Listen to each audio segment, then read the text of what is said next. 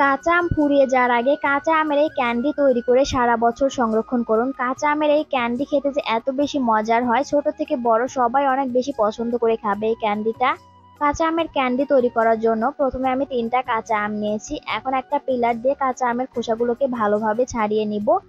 3টা কাঁচা আমের খোসাই ছাড়িয়ে নিয়েছি। এখন কাঁচা আমগুলোকে একটা বাটিতে তুলে নিব। এরপর আমগুলোকে পানি দিয়ে খুব ভালোভাবে ধুয়ে নিব। 2-3 বার পানি দিয়ে আমগুলোকে ভালোভাবে ধুয়ে নিব।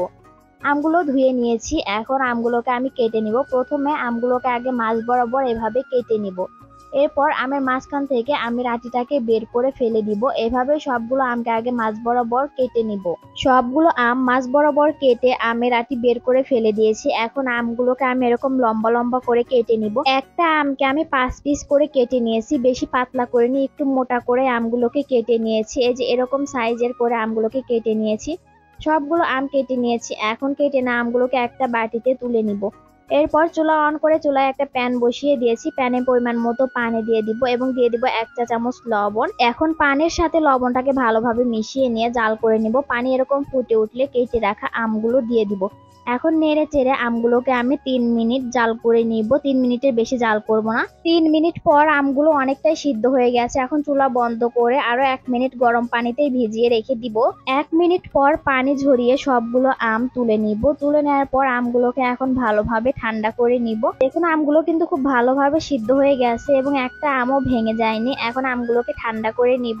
আমগুলো ভালোভাবে ঠান্ডা হয়ে গেছে। এখন আমের ভিতরে দিয়ে দিব চিনি। এখানে আমি হাফ কাপের থেকে একটু কম চিনি নিয়েছি। আপনারা আপনাদের পছন্দ মতো মিষ্টিটা দিয়ে দিবেন। এখন আমের সাথে চিনিটাকে ভালোভাবে মিশিয়ে নিব। আলতো হাতে ভালোভাবে মিশিয়ে নিব।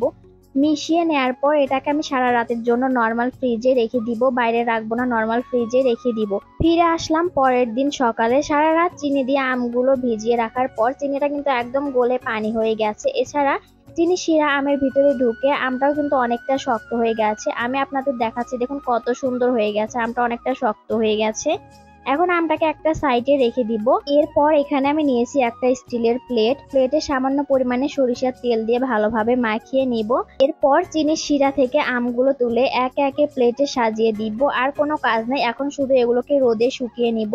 2 দিন রোদে দিলে এই আমগুলো ভালোভাবে শুকিয়ে যাবে। আমগুলো প্লেটে সাজিয়ে নিয়েছি, এখন রোদে দিয়ে শুকিয়ে নিব। ফিরে আসলাম 2 দিন পর। 2 দিন পর আমগুলো শুকিয়ে এরকম হয়ে গেছে। আরো একদিন রোদে দিতে হবে। এখন রোদ ভালোভাবে বের হচ্ছে না, বৃষ্টি হচ্ছে, তাই আমগুলো শুকাতে আমার 3 দিন লেগে গেছে। আপনারা যখন তৈরি করবেন রোদ ভালোভাবে বের হলে কিন্তু 2 দিনে আমের ক্যান্ডিগুলো একদম তৈরি হয়ে যাবে।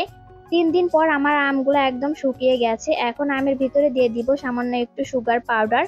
এখানে আমি চিনিটাকে গুঁড়ো করে নিয়েছি। 2 চামচের মতো এখানে সুগার পাউডার দিয়েছি। এখন আমের সাথে খুব ভালোভাবে মিশিয়ে নিব। খুব সহজেই তৈরি করে নিলাম কাঁচা আমের ক্যান্ডি। এখন এটাকে একটা এয়ারটাইট বক্সে ভরে রেখে দিবেন, মাসের পর মাস ভালো থাকবে। তাই দেরি না করে কাঁচা আম ফুরিয়ে যাওয়ার আগে এই কাঁচা আমের ক্যান্ডিটা তৈরি করে সারা বছর সংরক্ষণ করুন। টক মিষ্টি কাঁচা আমের এই ক্যান্ডিটা খেতে কিন্তু দারুণ লাগে। তাই দেরি না করে ঝটপট করে তৈরি করে ফেলুন। আমার আজকের এই কাঁচা আমের ক্যান্ডি রেসিপিটা আপনাদের কাছে ভালো লাগলে ভিডিওটিতে লাইক, কমেন্ট, শেয়ার করে দিবেন। ভালো থাকবেন সবাই। আল্লাহ হাফেজ।